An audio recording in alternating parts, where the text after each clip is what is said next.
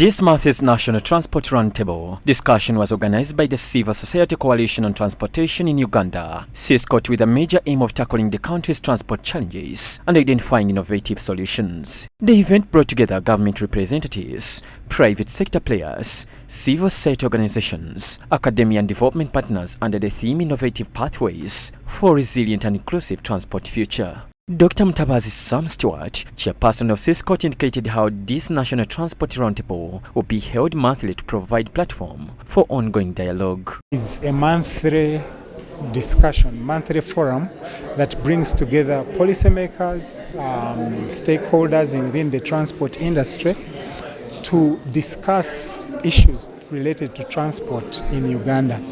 We discuss the challenges, but we also discuss the good things that are happening with a view of finding innovation. Our spirit revolves around innovation.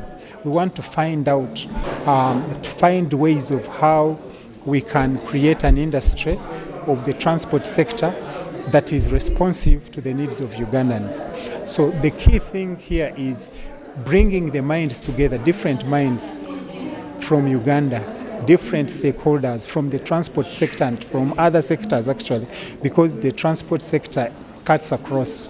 So we want to bring them together to make sure that they discuss and come up with solutions about transport. Dr. Mtabazi reviewed how Uganda's transport system remains underdeveloped despite its critical role in economic growth, calling for increased investment in urban transport, particularly in Kampala, which contributes over 60% of Uganda's economy. Our keynote speaker noted, for instance, the Kampala Jinja Road.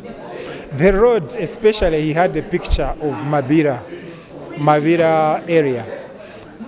The narrow strip, that road is about 7 meters, and it's the main artery of Uganda as a landlocked country. Almost all 90% of our goods pass through that road from Mombasa, Kenya.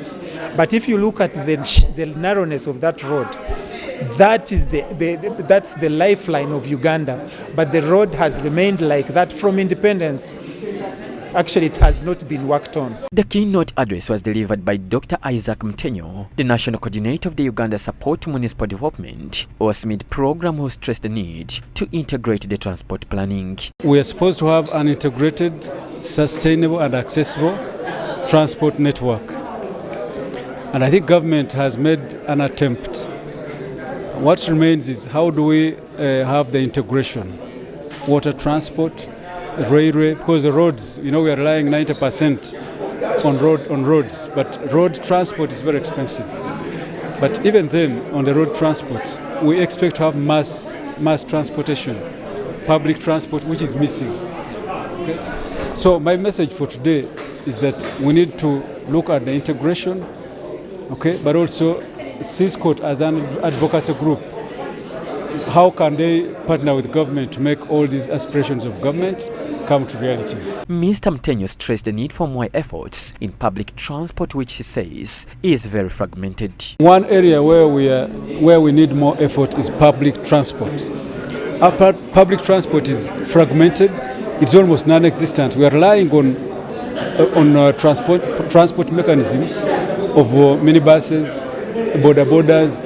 I think we need to have a fully fledged public transport where we have buses. If we can't do the BRT now, at least let's have the buses that can have massive,